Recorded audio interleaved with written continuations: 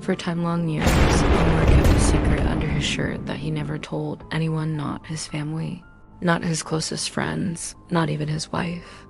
It started as a small bump on his upper back, barely the size of a coin.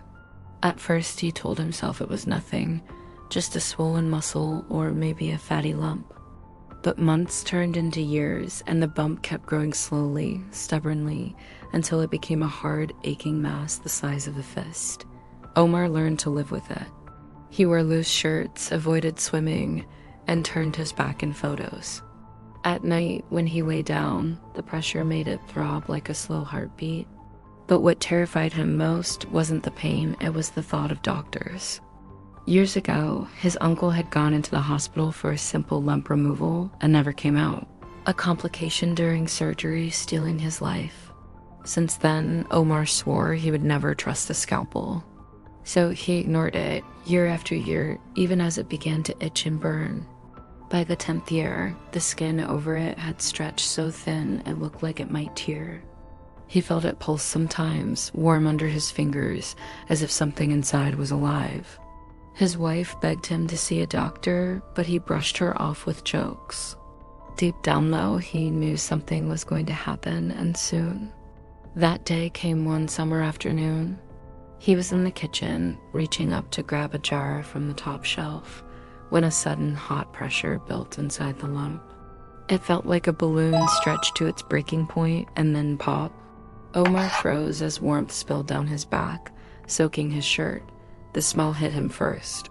Thick, sour, rotten. His wife screamed, rushing over, her hands trembling as she pulled the shirt away.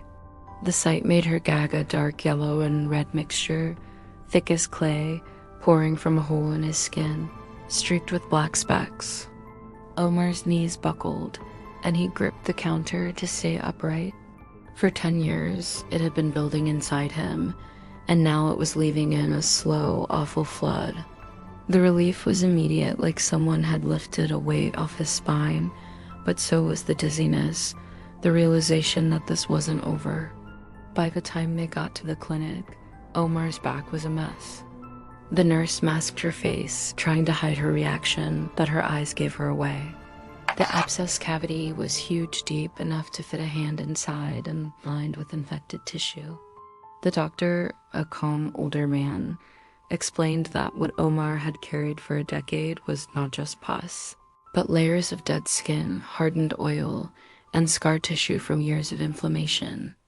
If it had burst inward instead of outward, it could have poisoned his blood and killed him within hours. Omar lay face down on the table as the doctor began the cleaning process. Warm saline flowed into the wound, flushing out the remaining sludge, while metal tools scraped away the hardened pieces.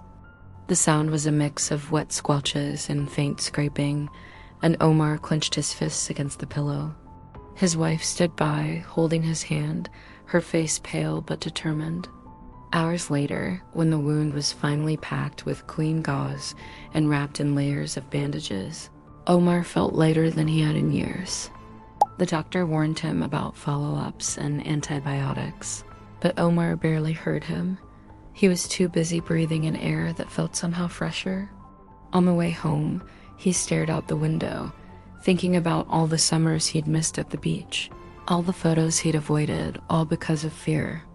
That night, as he lay on his stomach, the bandages warm against his skin, Omar realized the truth.